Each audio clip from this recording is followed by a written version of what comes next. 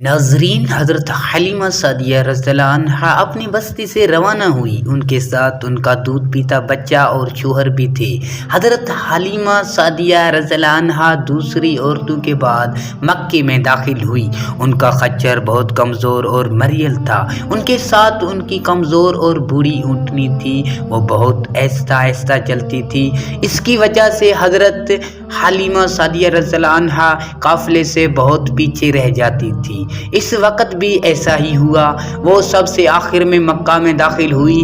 नाज़रीन, इस ज़माने में अरब का दस्तूर ये था कि जब उनके यहाँ कोई बच्चा पैदा होता तो वो देहात से आने वाली दाइयों के हवाले कर देते थे ताकि देहात में बच्चे की नशोनुमा बेहतर हो, खालिस अरबी ज़ुबान सीख सके। दाइयों का ये काफ़िला मक्का में दाखिल हुआ। उन्होंने उन घरों की तलाश शुरू की जिनमें बच्चे पैदा हुए थे। इस तरह बहुत से दाइयाँ जनाबे अब्दुल मुत्तलिब के घर भी आईं। नबी अकरम सल्लल्लाहु अलैहि वसल्लम को देखा, लेकिन जब उन्हें मालूम हुआ कि ये बच्चा तो यतीम पैदा हुआ है तो इस ख्याल से छोड़कर आगे बढ़ गई कि यतीम बच्चे के घराने से उन्हें क्या मिलेगा। इस तरह दाइयाँ आती रहीं और जाती रहीं, किसी ने आपको दूध पिलाना मंजूर न किया, और करती भी कैसे।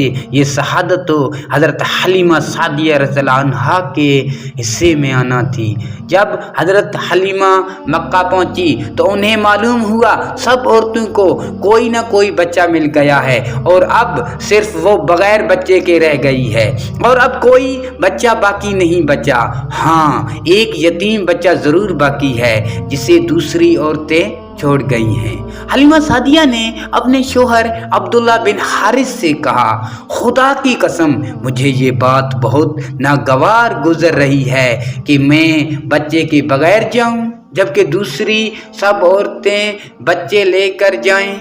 ये मुझे ताने देंगी, इसीलिए क्यों ना हम इसी यतीम बच्चे को ले लें। अब्दुल्ला बिन हारिस बोले, कोई हर्ज नहीं, हो सकता है अल्लाह इसी बच्चे के ज़रिए हमें खैर व बरकत अता फरमा दे। चनाचा हज़रत हलीमा सादिया रज़ी अल्लाह अन्हा अब्दुल मुत्तलिब के घर गईं। जनाब अब्दुल मुत्तलिब और हज़रत आमना ने उन्हें खुश आमदीद कहा। फिर आमना उन्हें बच्चे के पास ले आईं। आप उस वक़्त एक ऊनी चादर में लिपटे हुए थे।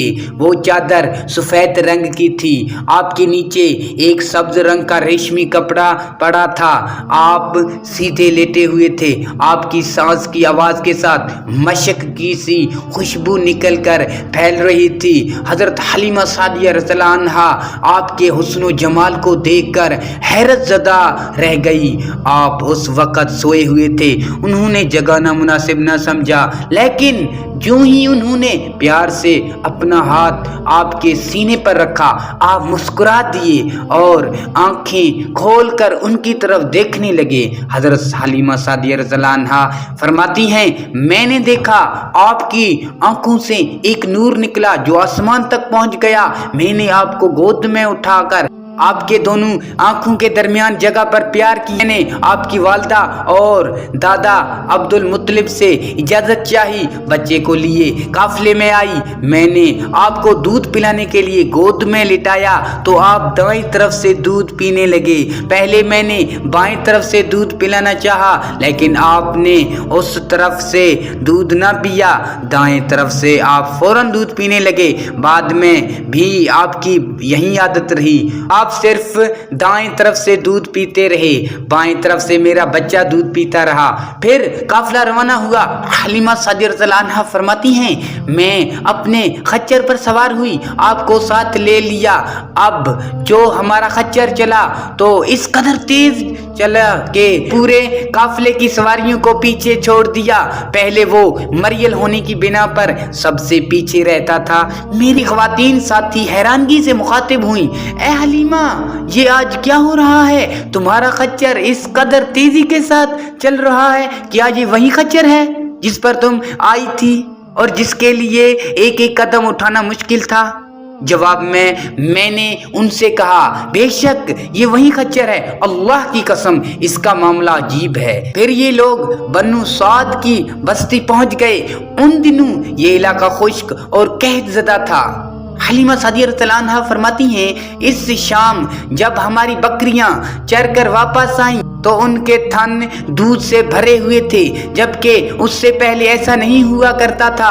ان میں سے دودھ بہت کم اور بہت مشکل سے نکلتا تھا۔ ہم نے اس دن اپنی بکریوں کا دودھ دھویا تو ہمارے سارے برتن بھر گئے اور ہم نے جان لیا کہ یہ ساری برکت اس بچے کی وجہ سے ہے۔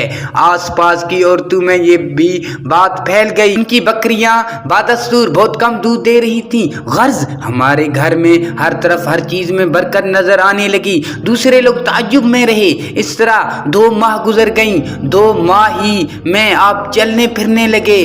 آپ 8 ماہ کے ہوئے تو باتیں کرنے لگے اور آپ کی باتیں سمجھ میں آتی تھیں۔ 9 ماہ کی عمر میں تو آپ بہت صاف گفتگو کرنے لگے۔ اس دوران آپ صلی اللہ علیہ وسلم کی بہت سی برکات دیکھنے میں آئیں۔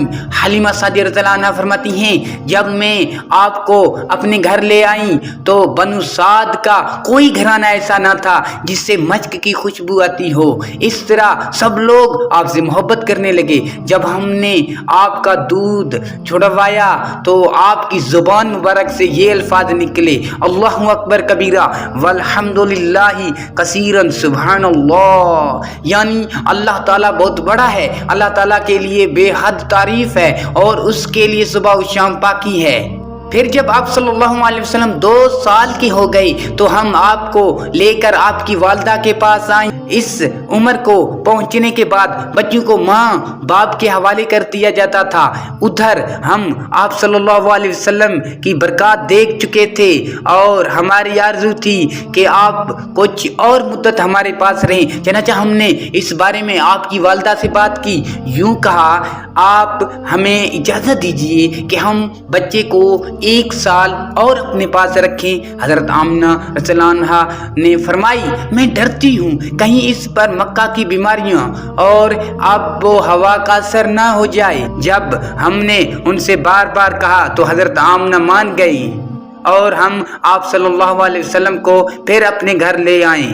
جب آپ کچھ بڑے ہو گئے تو باہر نکل کر بچوں کو دیکھتے تھے، وہ آپ کو کھیلتے نظر آتے، آپ ان کے نزدیک نہ جاتے۔